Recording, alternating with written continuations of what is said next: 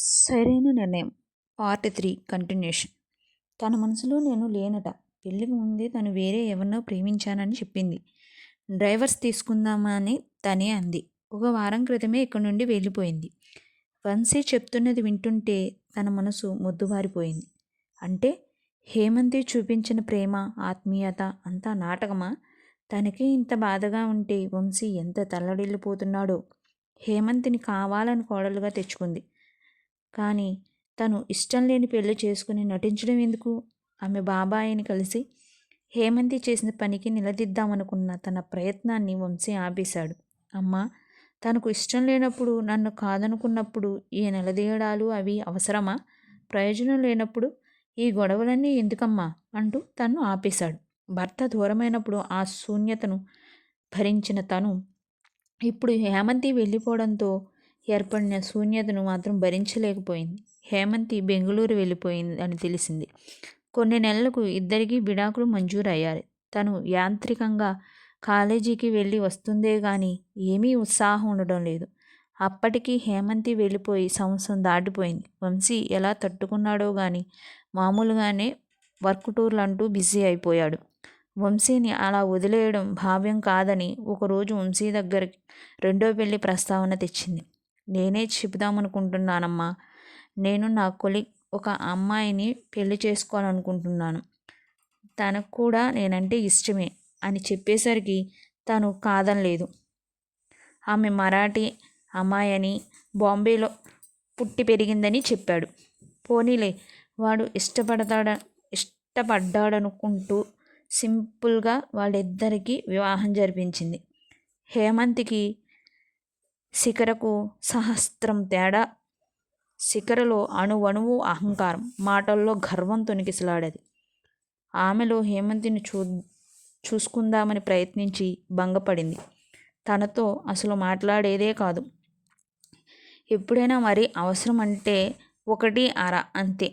ఏదో ఒక గెస్ట్ హౌస్లో ఉంటున్నట్లుగా ప్రవర్తించేది తప్పితే ఇది నా ఇల్లు, ఈ ఇంట్లోని వ్యక్తులు నా వాళ్ళు అనే భావం ఉండేది కాదు. పోనీలే, ఆమె తనతో ఎలా ప్రవర్తించినా పర్వాలేదు, వంశీతో బాగుంటే చాలు అని కోరుకుంది. శిఖరలో అమెరికా వెళ్ళిపోవాలన్న ఆరాటాన్ని గ్రహించింది తను. శిఖర ఎంత గట్టిగా ప్రయత్నించో తనకు తెలియదు కానీ వాళ్ళు పనిచేస్తున్న కంపెనీ ఇద్దరిని అమెరికాకు స్పాన్సర్ చేసింది. కొద్ది కాలం ఉండి వస్తామమ్మా అంటూ వంశీ తనకు నచ్చజెప్పాడు. కొద్ది కాలం అన్నవాళ్ళు అలా అక్కడే ఉండిపోయారు. వాళ్ళు వెళ్ళి దాదాపు 5 సంవత్సరాలు పూర్తయ్యాయి. శిఖర కన్సీవ్ అయిందని, 8 నెలలు పూర్తి అయ్యాయని, డెలివరీ టైంకు రమ్మనమని వంశీ అడుగుతున్నాడు. తను కూడా రిటైర్ అయ్యి 3 నెలలయ్యింది. పెళ్ళైన 5 సంవత్సరాలకు వంశీ తండ్రి కాబోతున్నందుకు ఒకవైపు సంతోషంగా ఉన్నా, ఎప్పుడు ఫోన్ చేసినా ముక్తసరిగా మాట్లాడే శిఖర ప్రవర్తనకు తాను బాధపడుతూనే ఉంది. కానీ సరిపెట్టుకుంటుంది. అమెరికా వెళ్లే రోజు దగ్గర పడటంతో షాపింగ్ చేద్దామని బయలుదేరింది. ఆ రోజు ఆదివారం, దీపావళి పండుగ మరో 4 రోజుల్లో ఉండటంతో షాపులన్నీ కిటకిటలాడుతున్నాయి. తనకు శిఖరకు చీరలు కొందామని షాపింగ్ మాల్కి వెళ్ళింది. షాపింగ్ పూర్తి చేసుకుని బయటకు వస్తున్న తరుణంలో ఎదురుగా హేమంతి. అదే చెక్కు చెదరని చిరునవ్వు. అత్తయ్య, ఎలా ఉన్నారు? ఆప్యాయంగా ప్రశ్నిస్తున్న హేమంతికి జవాబు ఇవ్వాలని అనిపించలేదు. ఏ జ్ఞాపకాల నుండి బయటపడాలని ప్రయత్నిస్తుందో తిరిగి తిరిగి అవే జ్ఞాపకాలు తన ఎదురుగా దూబూచులాడుతుంటే మాటలు రాని దానిలా రాయిలా నిలబడిపోయింది. నా మీద కోపంగా ఉన్నారు కదూ అంటూ ప్రశ్నించిన హేమంతితో, కోపం కాక ప్రేమ ఎలా ఉంటుంది హిమ? ఎంతో ఇష్టంగా కోరి మరీ నిన్ను కోడలుగా తెచ్చుకున్నాను. ఎంతో మురిపంగా చూసుకున్నా నిన్ను. కానీ నువ్వు చేసిందేంటి?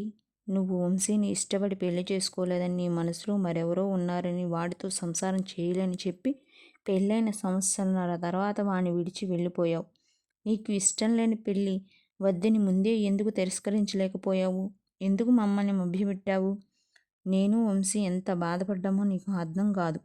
అయినా ఎందుకులే, పెళ్ళి పెటాకులైపోయి 6 సంవత్సరాలు గడిచిపోయాక తలుచుకుని బాధపడితే ప్రయోజనం ఏముంటుంది గనుక నిరసన వ్యక్తం చేస్తూ మాట్లాడుతున్న వైజయంతిని ఒక్క క్షణం నేను చెప్పేది వింటారా అంటూ ఆపేసింది. అత్తయ్య, మీకు ఇలా గతం గురించి చెప్పాల్సిన పరిస్థితి ఎదురవుతుందని నేను ఎప్పుడూ అనుకోలేదు. మీ ముఖంలో నా పట్ల కనిపిస్తున్న అసహ్యాన్ని, కోపాన్ని నేను తట్టుకోలేకపోతున్నాను. మీలో నా తల్లిని చూసుకున్నాను. తల్లి ప్రేమంటే ఏమిటో రుచి చూడని